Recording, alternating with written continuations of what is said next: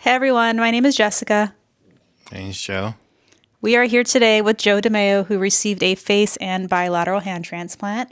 And this is our channel. I am his wife, and we are doing a Q&A. We've asked some questions on Facebook and Instagram and used the software to kind of come up with these questions. So we're going to do three additional parts.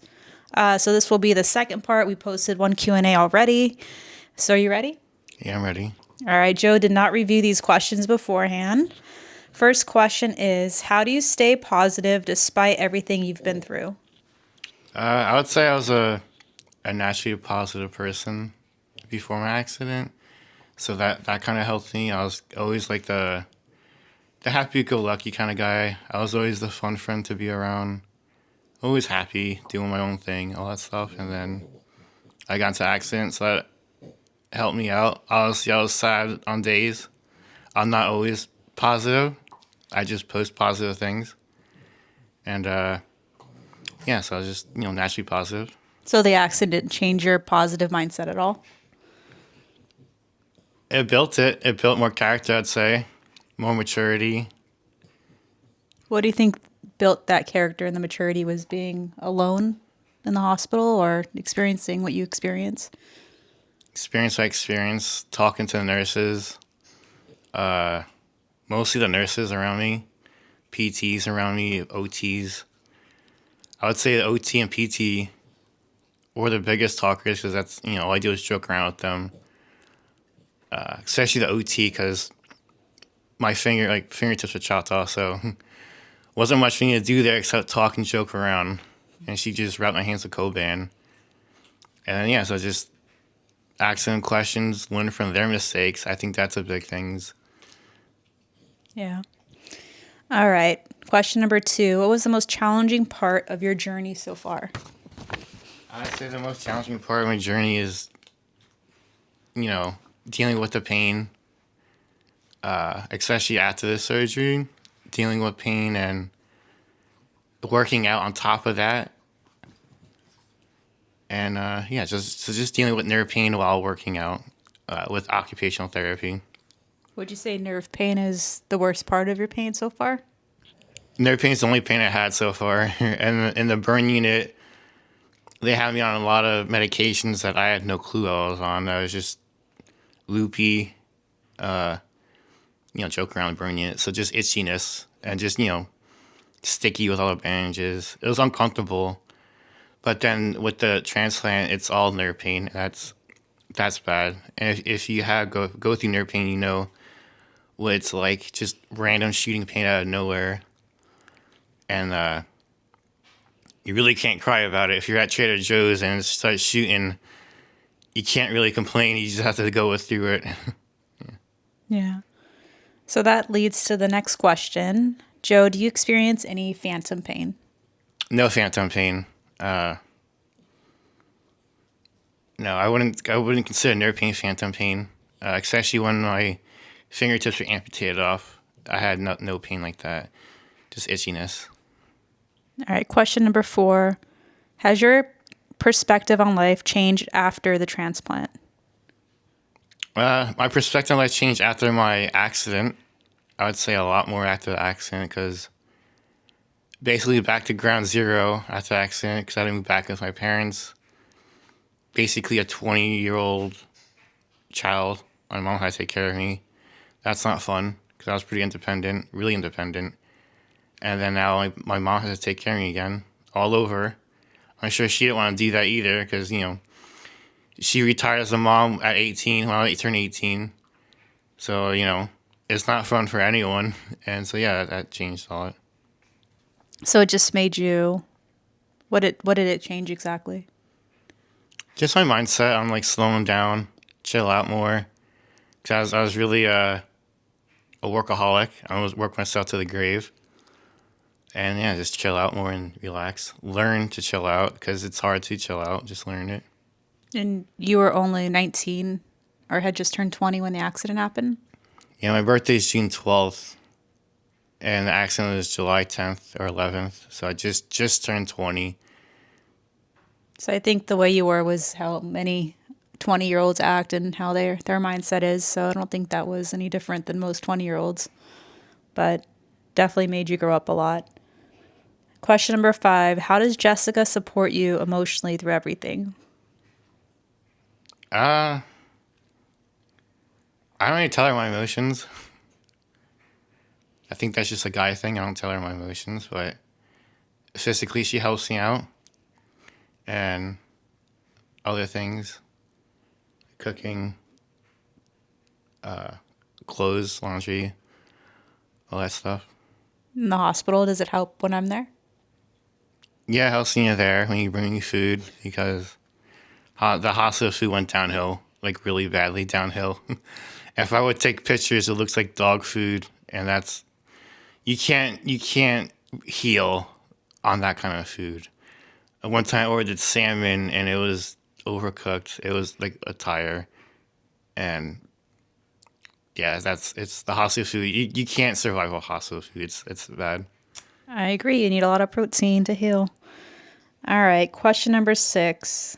This is a two-part question.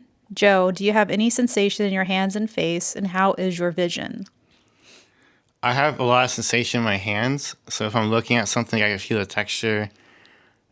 Like if I'm touching like the table and there's like sand on it, that would kind of hurt actually. And like I can't touch sandpaper. That hurts like extremely. It hurts so naturally, but then for me, it's like a 10 times worse feeling. It feels like razor blades with sandpaper. But like if I look away, I lose that texture, that feeling. But like with some things I know, like my dog, if I'm petting him, like not looking, I know that's his fur. So I guess it all depends on what I'm touching. And then I have sensation in my face. Like if someone touches me with their hands, I can feel it all over. Can you feel this? No, I was gonna get to that. But like in the doctor's office, they touch me with a feather and like a fishing line string on my face, and there's some parts I don't feel it, some parts I do. So I guess in the medical world that means something, but in real life, no one's gonna touch me with that stuff. Yeah, I just tried touching him with this. It's pretty soft, and you said you can't feel it. I feel it there, but not like on my cheekbone or like my jawline bone. Oh. All right. And then did you cover your vision? Yeah, so my vision's good. I had good vision. I just can't see far away, like text messages far away. So I put my phone a lot closer to my face. But like driving's good. I just wear glasses. At night, the high beams are just way too bright for me. That's so I wear glasses for that and to see like the lines on the road. But then with these people driving with these high beams on, I lose vision of the lines. So it's like can't drive with high beams on. Well, first of all, and if you have to drive with high beams on, you shouldn't be driving at night because it's not for other people, especially if you're riding on someone and you got high beams on and you're lighting up my whole cabin in the car. Come on, like, you shouldn't be driving, or just don't ride me. All right. Makes sense. How do you handle, how do you two handle negative comments online? Negative comments don't bother me online. I kind of find them funny. Come on, no one's gonna say that in person. If they do, they're hurt. It doesn't bother me. No one said anything mean to me in person except before my accident. I would say there's a lot more mean comments, mean people before my accident saying stuff in person, but after and then now, no, nothing, just positive in person. But online, it's funny. I chuckle at it. Some stuff gets old, like Michael Myers. I'd say get more creative with it. I like the creativeness. Yeah, that doesn't bother me. I grew up playing Xbox 360 Live, so if you know, you know. So these words do not hurt at all compared to those kind of words back then. And I think it's absolutely annoying and I can't stand it, but I try not to look at too many negative comments. If I see one where I have a witty thing to say back, I will. But for some reason, a response back always triggers people to believe that they won whatever battle they're trying to compete with you on. So sometimes it's better not to even respond, or sometimes I do, and then they end up messaging and apologizing, in which case I just ignore the apology, but I do read it, and I like when they apologize or they delete their comment. That means I won. All right. Question number 8. Joe, were you nervous at all during your first public speaking event? You seem so confident. No, I wasn't really nervous to talk to the kids. I was more nervous to see my teachers than talking, because like they saw me as a teenager growing up, so that was pretty bad. But then I matured. I think we all realize that it's also interesting to see teachers when you're an adult, because now you're both adults, and now it's a whole different attitude now. They're more open and everything. So that's pretty cool to see teachers after high school and how actually like cool they are. So that was cool. I would say I'll be more nervous if I knew how many kids were in there, because my teacher told me after it's like 450 students there. I think I've been more nervous if I knew that beforehand than after. But yeah, I was pretty cool. I would say in the beginning I was a little nervous, like butterflies, not nervous butterflies. But then I think once I got past the accent part and I started flowing, I did decent. I'd say I mismatched some of the stories, like not in order, but I can tweak that. It's your first time. You're working on it Yeah, because you do plan on doing more, right? yeah. I do want to do more. Just I would say I want to do more after my book comes out, but I would like to do like my locals, the schools I went to growing up. I think that would be pretty cool. Yeah. Question number 9. Do you struggle with breathing issues now? No, no breathing issues. So I had no smoking inhalation when I got into the accident, but yeah, nothing wrong with my lungs. I'm breathing pretty good. Just a little overweight. You're fine. What helps you push forward on the hard days? Question number 10. Uh, Talking to myself, because I don't really have anyone to talk to because no one's been through my situation, so they don't know.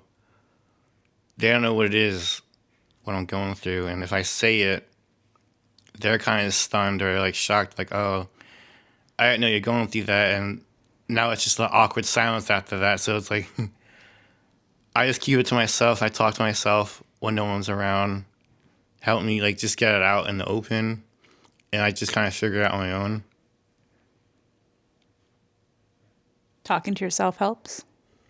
Talking to myself helps, and it also helps me practice talking to begin with, because my face is swollen still, so sometimes my words don't come out correctly, and I don't have the most good vocabulary, so working on that. Yes. All right. So that's it for part 1. We still have part 2, which will cover an additional 10 questions, and part 3, which will be an additional 10 questions. Part 3 will be life after the transplant. Part 4 will be future love and overcoming the impossible. So we still have more to go. This is just the second part of the Q&A series.